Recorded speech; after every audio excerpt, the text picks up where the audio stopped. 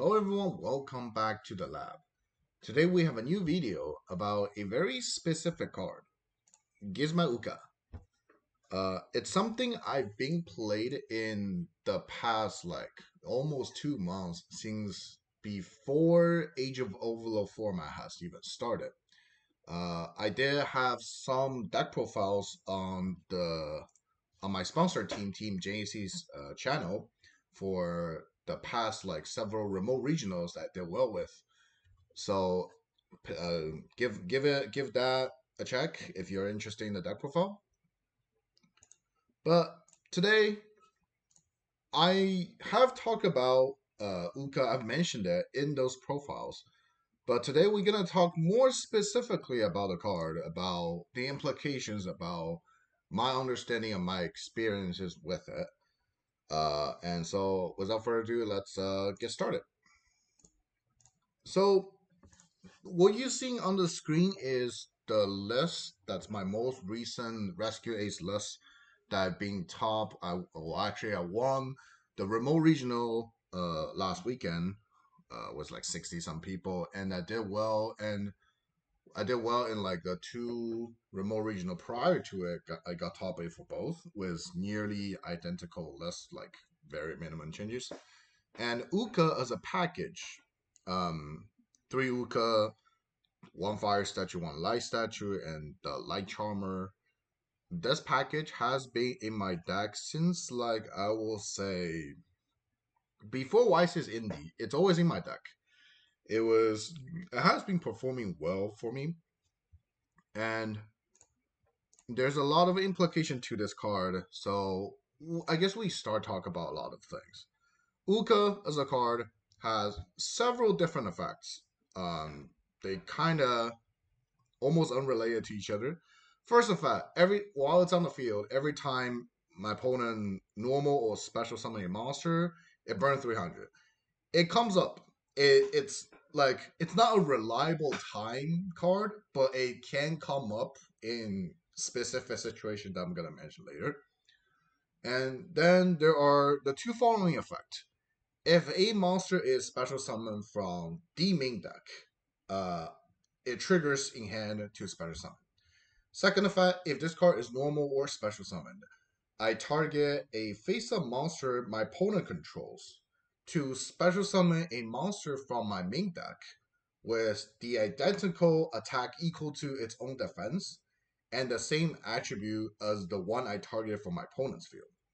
So a lot of people get confused with this effect. It's like pretty much I summon this target something my opponent have.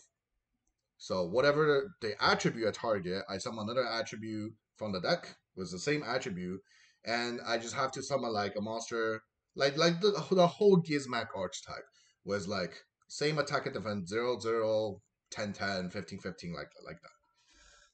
So this is a card came like a while ago. I think it was from Eternity Code, so mid 2023 to this point. It's like 3.5 year old.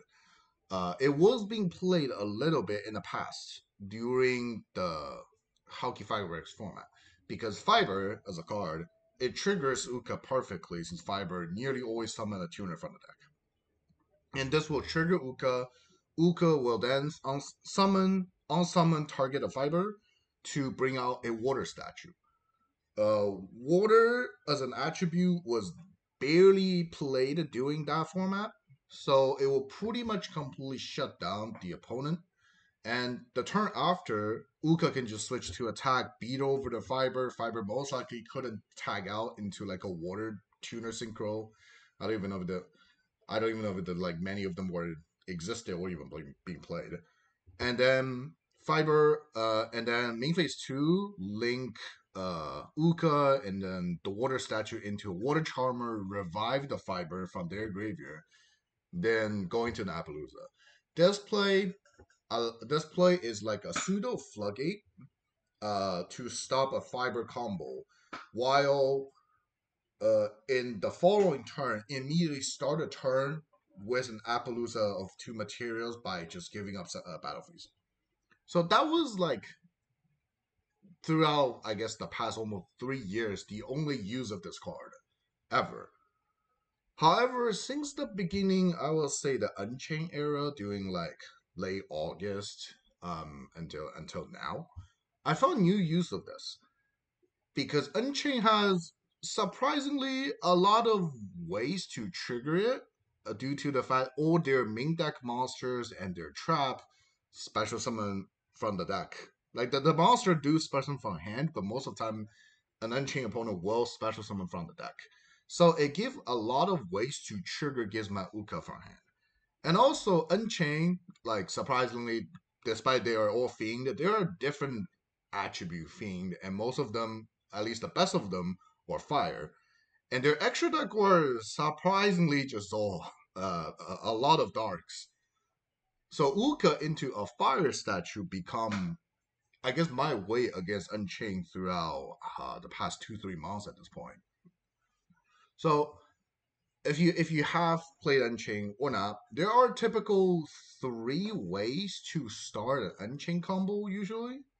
It's either use Contra into the DDD guy pop the trap, then trap summon an Unchained monster, start comboing into Yama, then start comboing. Second way is like an Unchained monster itself pop the trap, either the red dog or the red dude. Well, that's how I call their. I don't really call their names. Pop the trap to summon another Unchained into Yama to combo, or just tour guy by itself. 2 out of these 3 ways, it will trigger Uka because a trap is being popped and most likely a fire monster will be summoned or a monster will be summoned while another fire is already on the field. This will open up Uka, and Uka will just be able to target the fire monster they have, not necessarily the fire monster they summon, and then bring out a fire statue and shut down my opponent into or only fire and locking them into fire give Unchaining Theory do have outs to it, but there's not many of them. Like they can triple attack take the fire statue, then maybe tribute summon, or they like pop it with Aruha the red guy. Um, but that's pretty much it. But at this way, it at least burn out their triple attack to the point. Your other hand shot probably is safe.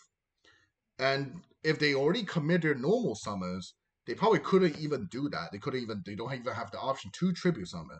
At that point, Triple Tide couldn't even out the fire statue in some situation. And the last way of unching start comboing is using Tour Guide. Tour Guide does trigger Uka, but there isn't a good attribute um to summon after Tour Guide bring out the Rhino Warrior. Like Earth Statue is an option here because Rhino is Earth, but it doesn't come up often enough to justify playing the Earth Statue for this specific situation that's not even guaranteed happening. And locking to dark is like nearly does nothing, right? So um it will eventually get to the point where even after tour guy is like going to Yama do things, and Yama probably grab one of the red guy or the red dog to pop a trap later. At that point, yes, it can trigger Uka into a fire statue, but it could be a little bit late. Um, so by itself, it's a good option against the whole Unchained combo strategy. It's not the best card every single time. It does pair very well with other hand trap because if an Uka resolving, it at least burn out like a triple attack from the opponent. So this become like, in my opinion, the best hand trap against Unchained for the longest time. For several weeks I've been playing. A lot of other hand traps kind of doesn't feel enough. Like a lot of people have been tested, have been played throughout the formats. Hand trap in general isn't like single hand trap in general against Unchained is not reliable. But Uka, in my opinion, might be the best hand trap in this category. And then just to extend it a little bit, I dipped throwing the light statue into my race deck, as you see it here, with the light charmer. This was originally for Purrely. Uh, it's not the best thing. It's not even like that good of a thing against Purrely. I just want to have it so I have more things against Purrely. Simply, because there are a lot of more deck cards in like at least the Rescue Ace build I played in my main deck against Purely. So I do have usually more side outs than side ins if I don't have the Light Statue Azuka. To the point, I'll say it's at least I just increased the amounts. I don't want to give up the package, so I still played it. Like the use of Light Statue, like for example, a Purely opponent, they start as like a spell, Pretty Memory, into Lily. Lily most likely grab my friend, then my friend going to Sleepy because they need Lily and Sleepy to start things, right? And Sleepy here will most likely summon a Purely, try to fetch another spell. So later they can go Lily into Sleepy, make Baby Noir, then use the spell they get off Purely um, to set up the trap and other things to build their board. Like that's a very simple, almost nearly one card combo for Purely, which happens a lot. In this specific line, because a Purely is being summoned mid combo, it can or near well technically every single Purely spell does trigger Uka. It just Purely spell into Purely Lily doesn't really accomplish much after an Uka being summoned because targeting a dark, summon a dark statue doesn't do anything. It doesn't stop Baby Noir, it doesn't stop Big Noir, it doesn't stop anything. So Light is become the only viable target in this scenario. And I will say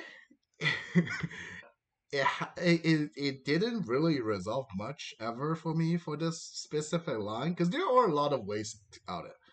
If they start with a street, then Uka couldn't target any of the Purely that was being special summoned, so Uka doesn't do anything.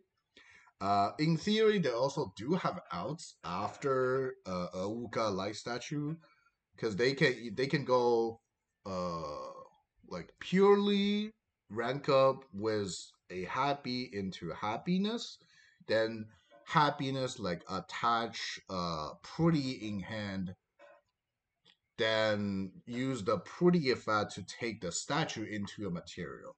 But that most likely will result them having a very big happiness turn one without a battle phase. However, usually still not enough to go straight into a Noir. Like it'll probably be like a four material happiness at the end of this like transition here. Um, so like happiness going first without battle phase nearly does nothing.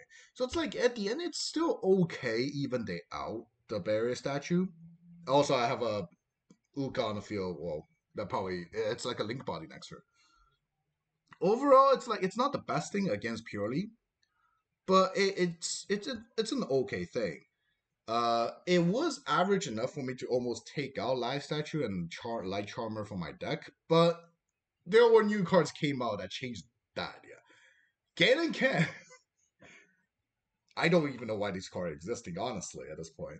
But they are new cards from Agoff, and they were surprisingly targets of Uka as well, the victims of Uka as well. Either Gen&Ken being summoned, they'll throw the other counterpart to my field and trigger their effect. At this specific timing, Uka can trigger because it doesn't specify where the monster is being summoned. So despite it was my opponent summoning a monster from their main deck to my field, Uka still triggers. And they were both light, so whenever Uka summons here, it'll target whatever they normal summon, either the Gen&Ken, summon my light statue. So suddenly, this board, all they did was Gen&Ken into like the other part, and I have Uka light statue and the other Gen&Ken on my field, and they will be locking to light. Locking into light isn't the best thing, but it's not the worst thing. Locking to light does shut down a lot of Mikanko plays because the water equip it can bounce back the monster normally, but not in this situation because it has to special summon the monster to be able to bounce the equipping target. Now the Mikanko main deck monster are light. The only light they have is the ritual monster that they couldn't be summoned by the equip spell in this situation. So the water equip actually does not out the light statue. Uh, Therefore, the only options they have left are like what change of heart, maybe mind control if they play it, and then most like commonly just talents and thrust. Talents and thrust do out the life statue. They will most likely just take it, then link into like a liner, but then it will make their play very awkward because then are they having enough link bodies to go into Isolde after? Even so, do they have enough link bodies to full combo with Acid Golem? Who knows? And during the meantime, they'll probably get burned a lot, but I don't think that matters much. So it's like it's also another card, another combo package that doesn't auto win in this matchup, in this scenario, but it can annoy my opponent it can annoy my opponent a lot of time, and it can auto win the game in some specific given situation. And also, Infernoble has been another card or another deck more popular recently, and it's sold into like any Infernoble Knight that meets both fire and light in this situation, which allows Uka to just lock my opponent in either attribute I want. So after that consideration, um, the light statue stayed in my deck. It was for Purely, but now it's more for Mikanko and sometimes occasionally for Purely. And in case you don't know, this thing also is a mirror match card for Rescue Ace. Why? Because every single Rescue Ace monster, I don't know why, but they are designed to have the identical attack and defense. Impulse 15-15, Lifter is 17-17, Turbulence like 3k 3k. Uh, so in mirror match, I do side Uka in without any like specific target. Well, why would I summon a barrier statue in the fire mirror, right? I just put Uka in, and Uka suddenly becoming the second, third, and fourth impulse for me, since I only mean one. And this just surprisingly come up a lot because like it triggers from a lot of things in Rescue Ace mirror match. My opponent's impulse will trigger it. Their fire engine will trigger it. Snake Eyes will trigger it, and then, funny enough, Emergency also trigger it. And if you read closely to Uka, Uka triggers if a monster is special from the main deck. It doesn't specify which side of main deck. Therefore, I had games where I think a mirror match, I just activate Emergency by myself. I summoned a monster from the main deck, tribute it, and that triggered Uka to summon and target my opponent's Rescue Ace monster to summon my Rescue Ace monster in the mirror. It's a very funny interaction here, but it does works. Like my own emergency actually triggers Uka, and Uka can become a fire engine for me if they have any fire. So like it after you looking into it, you'll realize Uka does cover a good variety of current meta, and all these interaction looks decent at least, if not the like amazing. During the past weekend, I did play against Unchain, and I think game one I won dice for going first, so I auto win. Without many interruption. Game two, I just straight Uka firelock my opponent because they had like a very awkward hand. I think they normal summoned the blue guy, pop the back roll, summon the big guy to discard the blue dog to pop the blue guy to normal, summon the red dog, and then I Uka fire statue, lock him into fire. They just have to pass turn. And the next turn, I just like start play and just auto win here.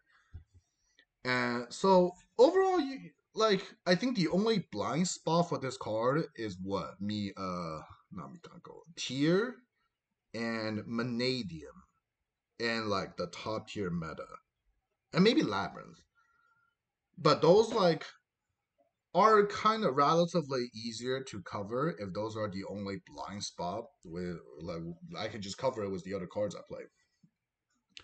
And I just like it because it does serve a good coverage in my side, which not many cards can do in this whole big variety format that we currently in. And there's a little bit other implication to it, and like specific matchup, specific scenario. It could happen in the past for me where I think it was I got nibbed or I nibbed my opponent. So either like they have a nib or a nib token, and something triggered my Uka. So my Uka just target their light rock into a light Veiler. Because funny enough, a lot of common hand trap are actually its target be due to the fact they're being like 0 0 or 100 like in terms of crow. So light, wind, dark, they are technically could be the target that could be summoned in some situation. And it happened before. This interaction here, it looks like it doesn't accomplish much, but but because these hand traps are level one that are naturally being played in the deck, they can go into Link Creepo very easily. And before I even start a turn, Uka and Link Creepo can just go into an SP threading the board because how broken SP as a card is. And this is just off an Uka by itself without anything else. So overall, I think I like this package. It also came up in another, I think it's this past weekend, where I guess we'll just show it this way. Is it good? Okay. So I played against some Avalon player. I lost game one after going first because my opponent like Duster triple attacked me with full combo. In game two we grind out. So game three, we're starting game three in a very specific situation where there's like few minutes left on the clock. My opponent's going first with Rikka. So I expected him to just try to time and then gain life for the win. He started turn with unexpected die into Lokai, which does trigger my Uka in hand. And I summoned it. Well, I don't have an Earth target. Well, I guess I do have Earth target in terms of the other Ukas at this situation. Yeah. Well, Uka kills some hand. And so I did that. I forgot I could summon another Uka from the deck. That will probably win me the game because my opponent had a triple attack to just take the Uka, then start combo. And I think I ashed the sowing later to prevent them gaining life. That resulted we having a draw there. However, there's also another case here, which I thought after the tournament might be better. They go die into a Lokai. And I save my Uka here. This will go into Dryas and fetch a sowing.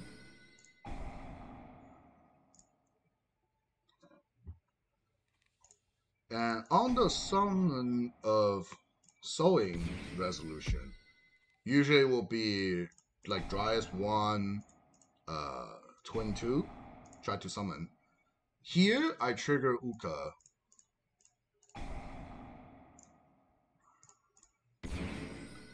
And because they have to summon twice,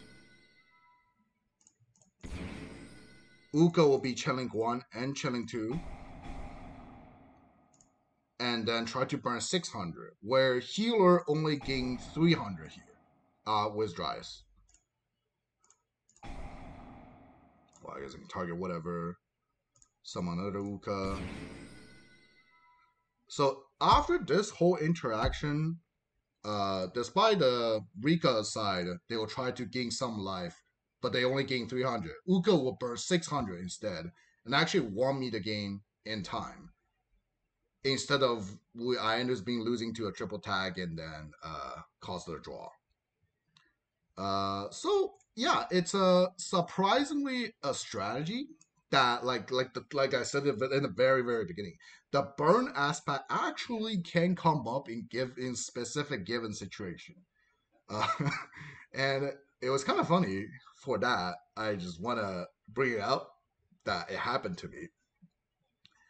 And after we talk about the current meta, there are also a lot of potential targets that exist in the card pool that uh, could happen in the past, maybe could happen in the future. Obviously, the other attribute of barrier statues are its options. And just we're not currently in a format where Earth can come up or Earth's lock mattering much. And Dark Lock, I guess it would nearly never coming up in the future because SP Little Knight is just such a broken card that nearly being played in everyone's extra deck. However, there are some other cool things. Cartesia, one of my favorite card in the card pool, is also a 15/15, a target for Uka. In the right scenario, Uka into Cartesia does open up some turn zero fusion plays, which because Gragno is a thing. And also, every single clone of Ecclesia are also its target. Because Uka was also being played in like Invoke Dogmatica, since they can summon nearly every single Dogmatica monster, like Ecclesia into a Purrely. That's actually an interruption turn zero. Was like a negate. And Uka into a incredible Ecclesia can actually tribute Ecclesia into an Elbas. That's also a turn zero fusion play, which surprisingly can be a thing. And another card I like a lot, Brotor, being playing like Dragoling in the past. This is a 0/0 that can also be summoned off Uka. And with the consideration of Brotor, this opens up nearly the entire card pool. Brotor target itself, pitch something. Phantasme is a hand trap that can search in the situation. Then Phantasme can be summoned, fix your hand. Suddenly, with just 2 card being activated, there are like uh Uka, Brotor, Phantasm on my board, turn 0 before I even start. And Brotor is a level 1 dragon, so I can go into either Link Bolt or Striker Dragon. And that's suddenly like before I even start my turn, this is SP plus Phantasme threading to the board. Can come up, I'll say. And also, Brotor can not only target self, can also target Uka or other monsters. Uka is an Earth machine, so that also opens up a lot of Earth machine existing in the card pool. I look at it as like the only one that's realistically feel like strong is I guess Regulus is one of them. Does it accomplish much? Probably not. Who knows? I'm not big like pro of Earth machine, so for the few Earth machine enthusiasts over there, you guys can figure out what to do with this. And funny enough, if you're a big fan of Joshua Schmidt, Uka does summon Circular. Does it accomplish anything? Probably not, but it can. That's the point. So that's the whole big picture of Gizmo Uka, I guess, throughout the current format and its whole introduction throughout its history.